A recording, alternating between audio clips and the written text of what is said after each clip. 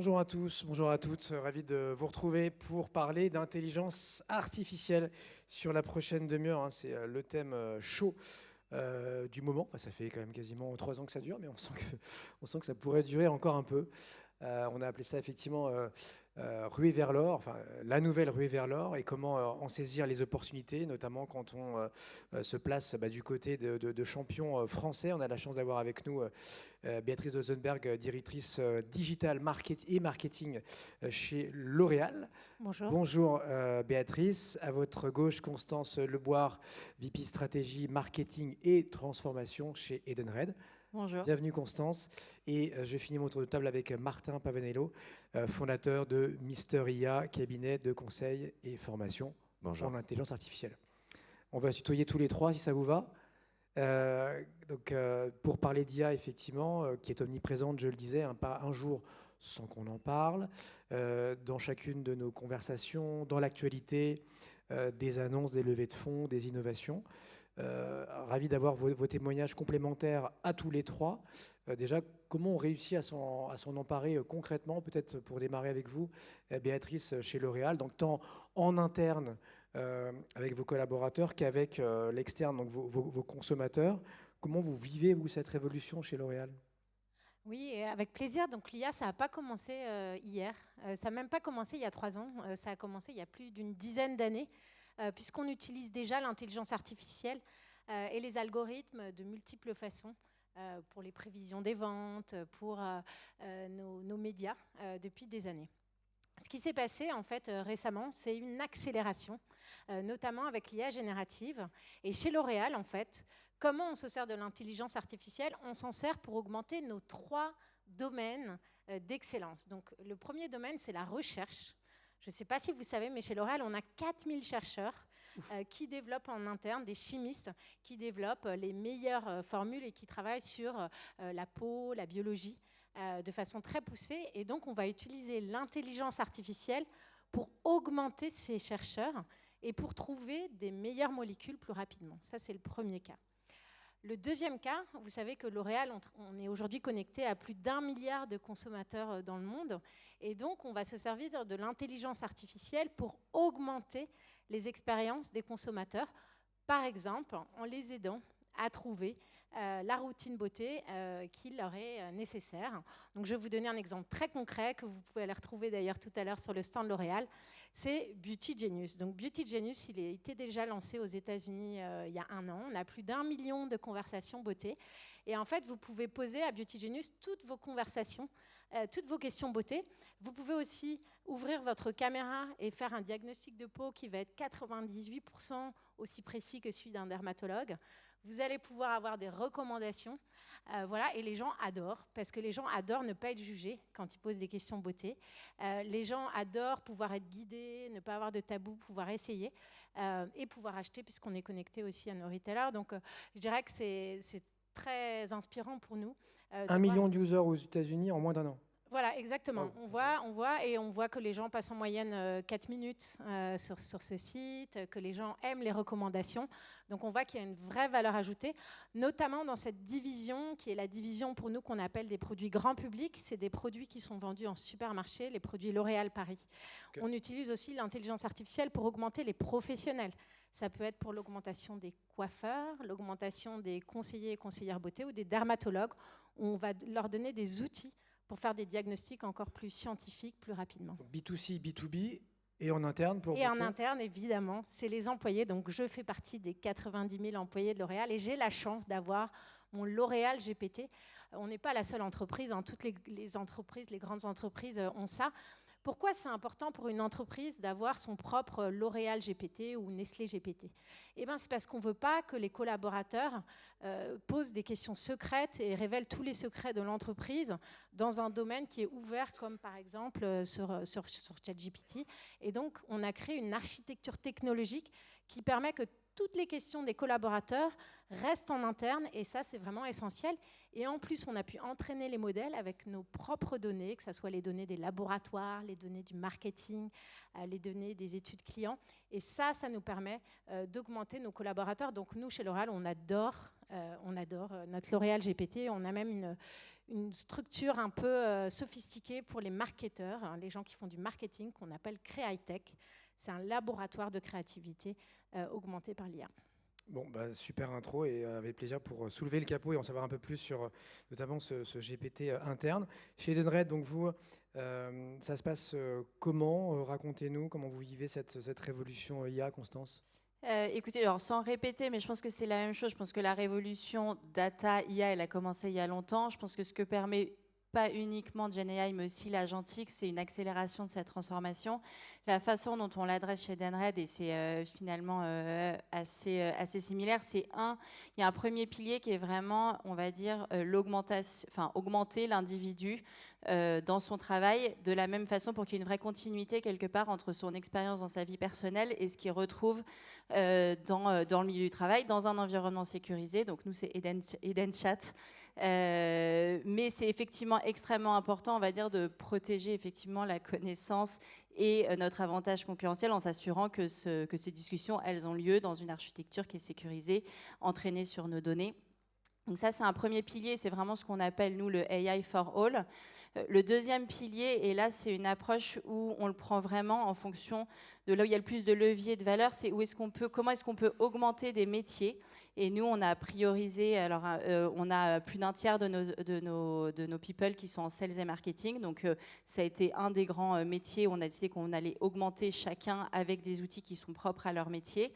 Et deuxième pilier fort, avec sur toute la partie produit et développement, avec des GitHub Copilot et autres outils. Donc ça, c'était vraiment l'approche par métier, combiner une approche par process.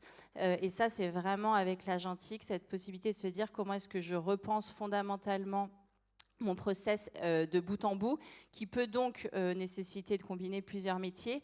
Et là, on a vraiment décidé de faire... Là où je trouve que l'approche par métier peut être dans l'incrémental des tâches, l'approche par process, nous, c'est ce qu'on appelle vraiment l'approche transformationnelle. Et on a une approche où on se dit, en fait, si on veut reconstruire un process de bout en bout à côté, sans s'embarrasser, on va dire, des façons de faire. Et donc, c'est ce qu'on appelle, nous, on a une revue complète, et c'est notre projet Moonshot, mais du tout le cycle, on va dire, de croissance des revenus, de lead, qu'on appelle lead to cash. Donc ça, c'est le deuxième pilier. Et le troisième pilier qui rejoint les initiatives, mais dans un autre univers, qui est comment est-ce on utilise l'IA et ensemble de ces technologies pour renforcer notre avantage concurrentiel, une expérience qui est augmentée pour nos utilisateurs. Edenred, on sert 60 millions d'utilisateurs, 2 millions de marchands, 1 million d'entreprises clientes qui finalement ont toutes le même besoin d'avoir une expérience qui est assez hyper personnalisée et disponible 24 heures sur 24, 7 jours sur 7, donc avec un côté, ce qu'on appelle une infrastructure essentielle.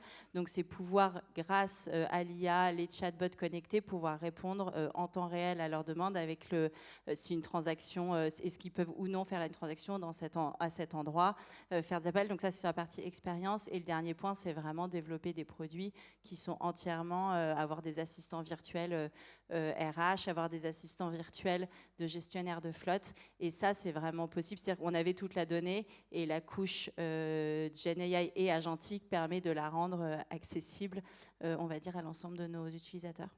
Donc, voilà. On est passé en 3 ans de cette GenAI qui ne cesse de progresser, mais maintenant à des agents. Nous, c'est vraiment l'agentique, je pense, qui nous fait... Chez Mister AI, Martin, comment tu vois les choses?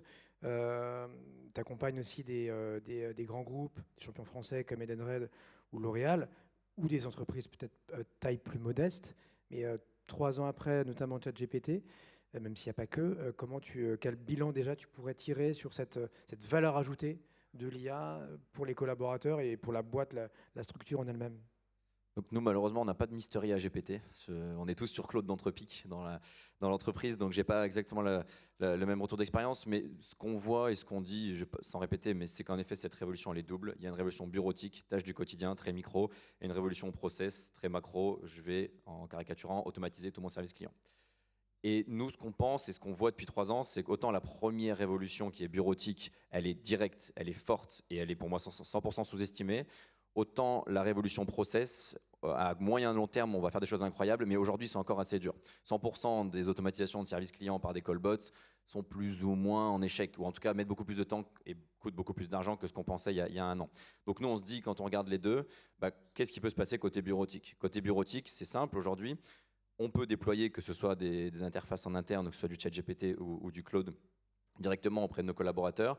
Nous, ce qu'on pense, c'est que ces outils-là peuvent faire gagner 1 heure, 1 heure et demie par jour, très rapidement, à l'ensemble de vos collaborateurs. Certains nous disent c'est pas assez, ou certains nous disent et alors? Moi je dis la France fait 1% de gain de productivité par an depuis 10-15 ans. Donc c'est 1 heure, 1 heure et demie, même si on prend que 40 minutes par jour, c'est 8 ans de gain de productivité. Qui dit c'est pas assez, 1 heure, 1 heure et demie? Beaucoup de gens qui vous proposaient de former tous les collaborateurs à l'IA sur les interfaces. Vous êtes trop cher peut-être? Non, on est gratuit, on est gratuit en plus. Mais donc ça c'est un vrai sujet et je pense que ce sujet-là il est trop sous-estimé. Donc les gros gains de productivité et de valeur, ils peuvent aussi se faire dans la partie, ce qu'on appelle bureautique. Deuxième, je dirais, idée reçue sur la bureautique, c'est que souvent on pense bureautique, donc on pense généraliste. Aujourd'hui, utiliser un assistant d'IA en bureautique, ça peut se faire sur des tâches très, très, très métiers. Aujourd'hui, si on prend une entreprise comme Edenred, je pense que si on fait, on divise ça en 50 groupes de métiers différents, il n'y en a pas un qui utilisera EdenChat de la même manière. Ils vont tous utiliser sur des cas d'usage très métiers. Donc il y a un gros besoin, même quand on utilise un assistant, d'apprendre les cas d'usage métier pour se dire, moi en marketing, concrètement, comment je l'utilise. Moi en sales, comment je l'utilise. Mais moi en sales B2B, je ne peux pas l'utiliser comme un sales B2C. C'est des cas d'usage qui sont très très différents. Et souvent, on pense que ces cas d'usage ils sont innés. Nous, ce qu'on voit, c'est 100% l'inverse. La stat, c'est ChatGPT aujourd'hui, je prends cet exemple-là. Quand on va dans une entreprise où quelqu'un nous dit « je l'utilise tous les jours, mais je n'ai pas été formé », 90% de ces cas d'usage, c'est des recherches et des mails. C'est bien, mais OpenAI, il lève pas 100 milliards pour nous faire des mails et des recherches. On peut aller bien au-delà. Encore une fois, en restant sur le pur assistant. Donc ça, c'est les deux premières choses. Et le troisième point que nous, on voit très fort dans ces boîtes-là, si je reste sur la partie assistant, c'est qu'on sous-estime aussi la difficulté de l'utiliser. Ce qui est pervers avec ChatGPT ou avec un chatbot quelconque, c'est qu'on lui parle en français, donc on se dit, on parle tous français, donc c'est assez simple. En fait, non, c'est pas assez simple. Et il y a 3 ans, on nous disait, on va avoir besoin de prompt engineer, on va en prendre plein dans l'entreprise, c'est un nouveau poste. Bon, je ne pense pas que ce soit vrai, mais en tout cas, on surestimait le besoin de prompt. Il y a 1 an, 2 ans, on nous a dit en fait les IA elles vont commencer à réfléchir par elles-mêmes, elles vont anticiper ce qu'on veut faire, donc le prompt ne sert à rien. Et nous, ce qu'on voit aujourd'hui, c'est que le prompt, il est de plus en plus important. Parce qu'une IA aujourd'hui, si j'arrive pas à lui dire que je veux qu'elle fasse un tableau en 10 colonnes avec chaque fois un exemple, puis pour chaque exemple un sous-exemple, puis pour chaque sous-exemple, elle va aller le comparer à un document pour être sûre de m'en faire un mail structuré, elle peut pas le deviner toute seule. Et elle ne sait pas encore ce qu'on a en tête. Et ça, c'est un gros problème, parce que dans toutes les études qu'on voit sur les gains de productivité faits par les collaborateurs avec un chatbot, il n'y en a aucun qui est fait sur avant formation versus après formation. Et nous, ce qu'on voit, c'est que c'est du simple au x10, le taux d'utilisation et le gain de temps. Notamment pour ça, parce que parler à une IA, ça peut paraître simple parce que c'est du français, mais 90% des personnes qui lui parlent lui donnent des prompts non structurés qui ne sont pas clairs. Et c'est les vrais problèmes du management. Moi, je compare souvent ça au management. Quand je dis à mon stagiaire quelque chose qui n'est pas clair, je me cache derrière le fait qu'il est nul, il n'a pas compris. Je lui dis, la tâche, elle est mal faite. Bon, c'est qu'il ne comprend pas, il est trop jeune et il ne comprend pas mon métier. Là, ChatGPT, j'ai du mal à dire qu'il est nul et qu'il n'a pas compris, puisque globalement, c'est le meilleur PhD au monde. Donc, ça demande beaucoup de remise en question et de se dire, est-ce que vraiment j'ai structuré ce que je voulais lui dire? Est-ce que je l'utilise comme il faut pour aller en tirer des vrais gains de productivité? Parce que si je fais que des mails et des recherches, c'est un nice to have. C'est bien d'avoir une petite IA qui nous aide, mais on n'ira pas chercher concrètement beaucoup de valeur. Constant, c'est comme ça qu'on mesure aussi l'implémentation, de dire c'est quoi le taux d'utilisation de nos collaborateurs. Exactement. Alors moi, je suis 100% alignée avec ce que tu viens de dire. Je pense que, mais au-delà de la formation, j'ajouterais c'est un sujet de formation continue. C'est pas du tout une formation one shot de prise en main de l'outil. C'est une formation continue. C'est des sponsors. Donc moi qui accessoirement ai toujours fait du projet de porter des sujets de transformation d'entreprise, pour moi c'est un sujet de transformation extrêmement profond. Parce qu'effectivement, il faut entraîner au quotidien. Et le meilleur conseil, soit dit moi, qu'on m'ait donné sur EdenChat, c'est il faut que tu lui parles comme si tu parlais à un stagiaire dont c'est le premier job et qui découvre Edenred. Et là, enfin, il y aura... Et c'est vrai que... Mais en tout cas, il faut l'entraîner, il faut de la formation 100% alignée. Et donc, nous, les KPI qu'on se fixe en interne, c'est des taux d'utilisation, mais c'est aussi des taux de formation, en fait, de nos people qui rentrent dans leurs objectifs. Béatrice, chez L'Oréal, vous faites ça avec qui? Autrement dit, avec qui vous collaborez? Est-ce que c'est OpenAI comme beaucoup? Est-ce que ça peut être Claude d'Anthropique, Mistral? On a quand même un champion français, européen, peut-être le seul. Alors, chez L'Oréal, on fait beaucoup de formations. Donc, on a une formation qui s'appelle GenAI for All. On a formé plus de 60 000 collaborateurs. Et pour nous, on a une conviction, c'est que personne dans l'entreprise ne doit être laissé sur le côté de l'IA. Et vraiment, on est formé continuellement aux usages. On a des sessions de partage par métier. Moi, j'avoue qu'il n'y a rien que j'adore plus que de voir quelqu'un de mon équipe qui arrive un matin avec une nouvelle idée de comment utiliser notre L'Oréal GPT pour créer de la valeur. Voilà, ça c'est quelque chose qu'on adore. Chez L'Oréal, nous, on adore travailler avec les meilleurs de la tech. On est la première entreprise de beauté du monde et donc on cherche toujours à innover, à avoir une longueur d'avance. Donc évidemment, on travaille avec tous les grands de la tech que vous pouvez avoir en tête. Et notre L'Oréal GPT, il est multi-LLM et donc il intègre différents langage. Il est agnostique alors. Il est multi-LLM, c'est-à-dire que chaque utilisateur peut le choisir. Et donc, évidemment, je peux choisir d'utiliser Mistral, si j'ai envie d'utiliser Mistral, puisque évidemment, on a connecté très rapidement avec Mistral pour certains usages. On a d'autres modèles qui sont plus adaptés à des codeurs et des développeurs. Mais c'est l'utilisateur, le collaborateur qui choisit ou c'est votre système qui va interroger à tel moment, tel endroit, parce que Alors, souvent la métaphore, ça sert à rien de prendre une Ferrari pour aller acheter sa baguette au bout de la rue. Exactement. Donc en fait, sur L'Oréal GPT, en tant qu'utilisateur, on a le choix du modèle qu'on va utiliser.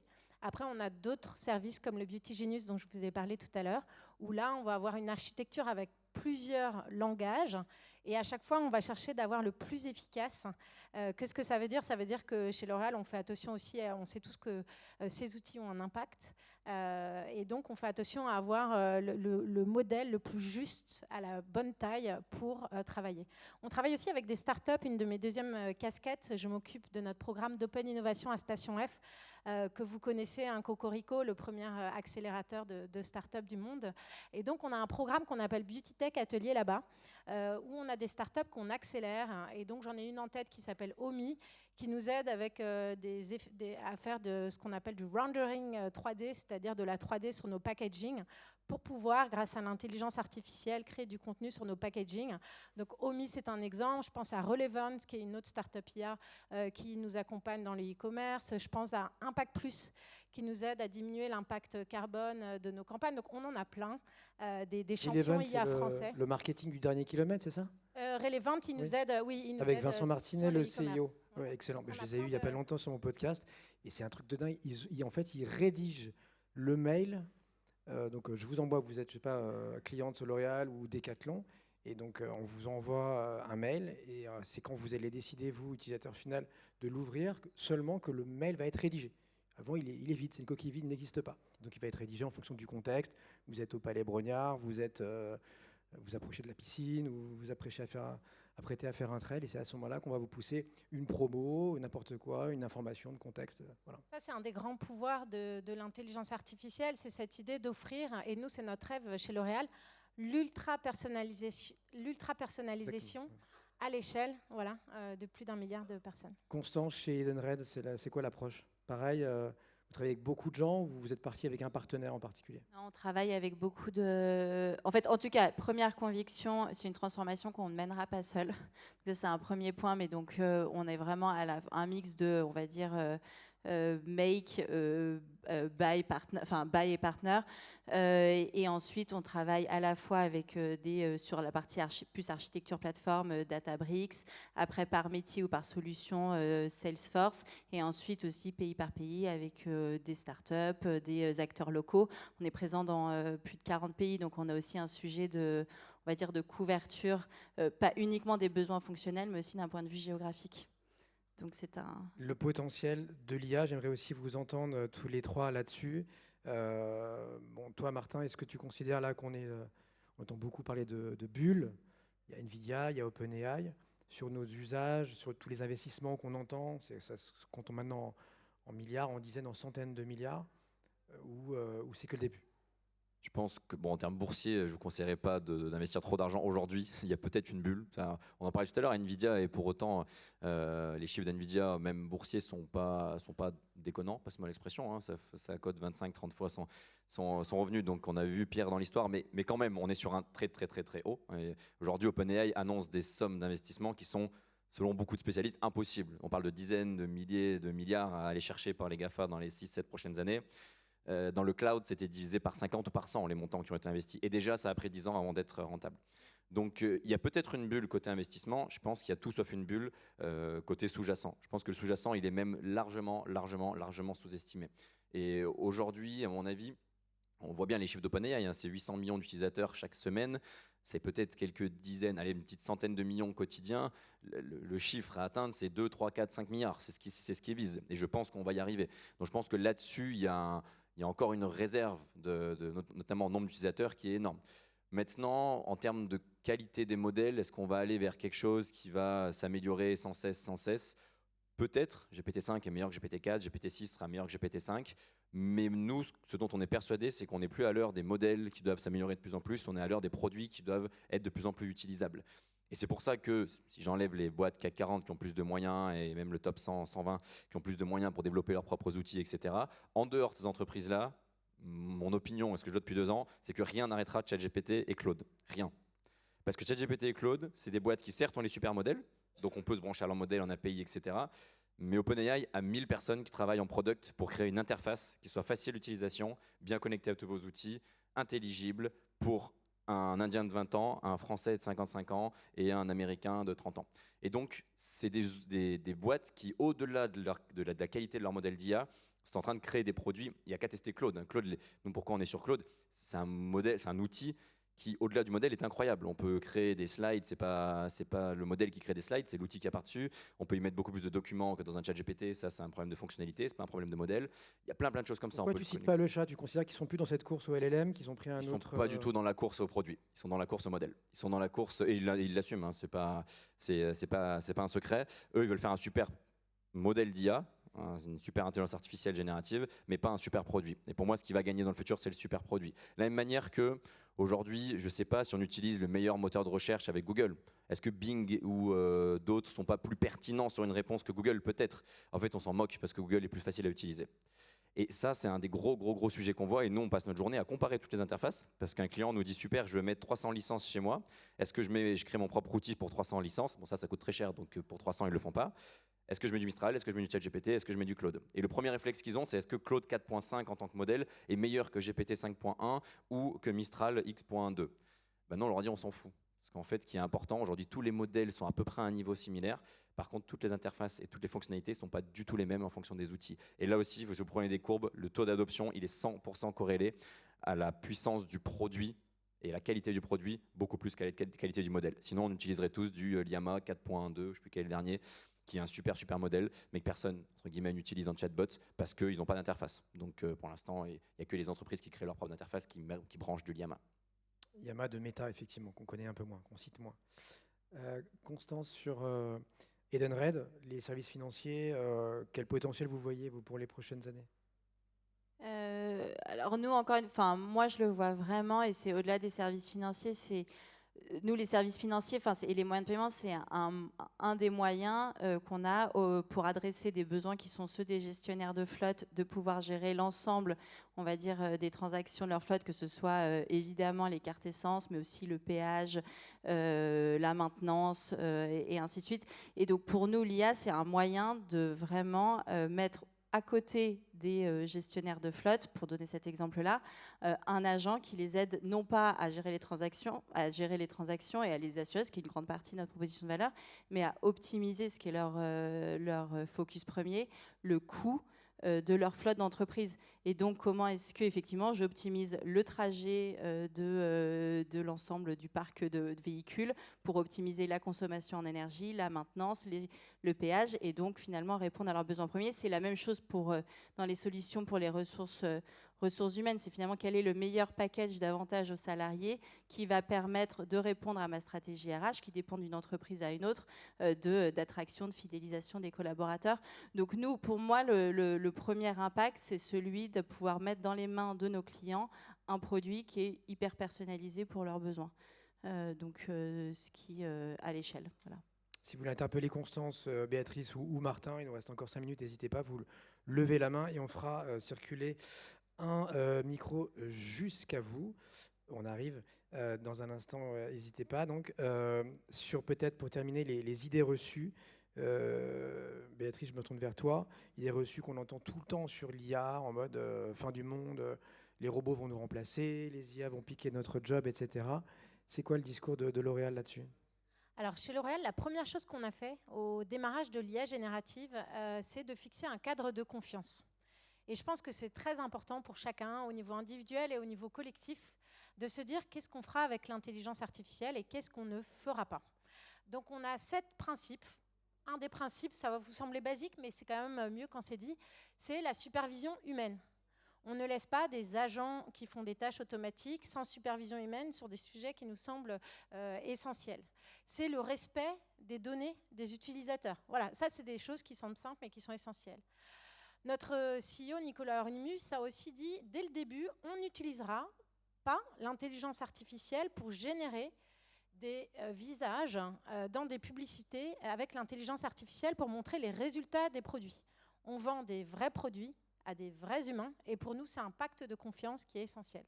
Donc chez L'Oréal, en fait, on a cette conviction que l'intelligence artificielle, elle est utilisée en complément de l'humain et pas contre l'humain. Je vous donne un exemple, on va augmenter nos conseillers et conseillères beauté en magasin avec l'intelligence artificielle, on va augmenter le service client, on va en aucun cas remplacer intégralement parce qu'on pense qu'on a besoin à certains moments d'humains, on a besoin d'experts. Et donc chez L'Oréal, on vit ça vraiment plutôt comme une augmentation des compétences de chacun des employés. On voit ça comme une augmentation de nos marques. Si vous pensez chez L'Oréal, on est de la science et on est des marques. Et donc on va augmenter la science et on va augmenter la créativité. Quand on dit augmenter la créativité, c'est vraiment brainstormer avec l'intelligence artificielle, c'est vraiment s'occuper du déploiement des contenus à l'échelle avec l'intelligence artificielle. Par contre, on travaille toujours avec des agences, on travaille toujours avec des créateurs. Et je peux vous dire une chose, c'est que ça restera parce qu'il n'y a rien de plus humain que la beauté, il n'y a rien de plus culturel que la beauté. Et donc, on croit, nous, et d'ailleurs, on voit en création de valeur, c'est vraiment l'association des deux. En fait, quand vous investissez chez L'Oréal, vous investissez à la fois dans une grande boîte, je dirais, de marque culturelle, à la fois dans une grande entreprise de sciences avec plus de 4000 chercheurs, plus de 550 brevets chaque année, et à la fois dans une grande entreprise de technologie et d'intelligence artificielle. Et c'est pour ça d'ailleurs que les performances d'ailleurs de L'Oréal sont année après année, depuis 115 ans, aussi solides, et aussi parce qu'on a des investissements qui sont à long terme, on ne tombe pas dans la dernière mode, on construit des choses qui sont durables.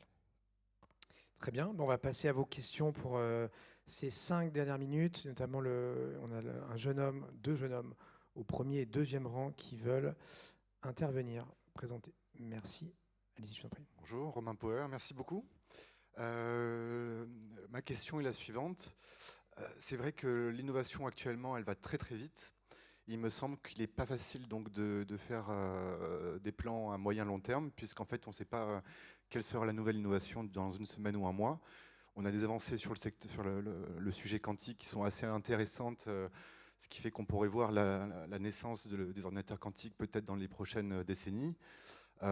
Quel impact de l'IA sur vos politiques de recrutement? Est-ce que vous auriez un mot à dire sur ce sujet? C'est-à-dire, est-ce que déjà aujourd'hui on va ralentir un peu le recrutement dans certaines fonctions de vos entreprises en se disant parce qu'on a des gains de productivité, on aura besoin de 3 personnes au lieu de 5.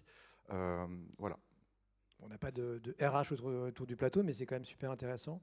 Chez Edenred ou... Moi, je peux vous dire, chez L'Oréal, aujourd'hui, on a plus d'1 milliard de consommateurs et on va en avoir 2 milliards dans la prochaine décennie. Donc, nous, on pense à la croissance. Donc, on pense plutôt, on recrute chaque année beaucoup de jeunes. On a un programme qui s'appelle L'Oréal for Youth, où on intègre des jeunes tous les ans.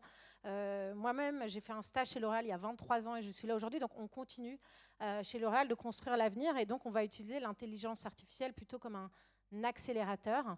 Ça, c'est le premier point. Deuxième point, par contre, ce qu'il faut, c'est repenser les carrières, repenser la formation. Donc, on investit vraiment beaucoup sur ce sujet. La deuxième sujet sur les technologies, vous avez raison, ça va très vite. Et donc, ce qui compte le plus, c'est d'être agile. Moi, s'il y a des gens qui me disent exactement ce qu'ils savent, ce qui se passe en 2030, ça me fait plutôt peur. Je pense qu'il faut plutôt avoir ce qu'on appelle chez L'Oréal cette saine inquiétude et plutôt se dire, OK, qu'est-ce qui peut se passer? Qu'est-ce qui peut aller bien? Qu'est-ce qui peut aller peut-être moins bien? Comment j'ajuste? Et donc, vous avez raison, l'agilité devient, et cette capacité à être curieux, à saisir ce qui commence, comme on dit chez L'Oréal, devient un peu la qualité la plus importante. cette capacité à tester et avancer vite. Moi, j'invite tout le monde, et je suis sûre, vu que vous êtes dans la salle, vous êtes vraiment des gens qui vont de l'avant. Il faut tester, il faut commencer les projets le plus tôt possible pour apprendre, pour itérer, et il faut se saisir de ces nouvelles technologies. À un rythme, c'est vrai qu'il va vite, c'est un peu comme une discipline sportive, de tester les nouveaux modèles qui arrivent et de voir un peu ce qu'ils ont dans le ventre avant de décider si oui ou non on les intègre.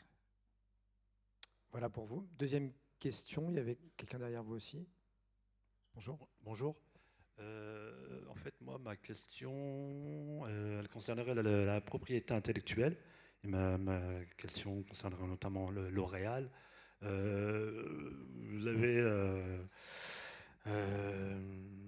avez cité des scientifiques de L'Oréal, qui sont des milliers, je pense. Et notamment, ma question, ça serait concernant l'immutabilité des données. Parce que c'est vrai qu'avec l'intelligence artificielle, ça va de plus en plus vite. Il y a de plus en plus de données qui vont être créées. Ça va être des états données, des étabytes de données qui vont être créés.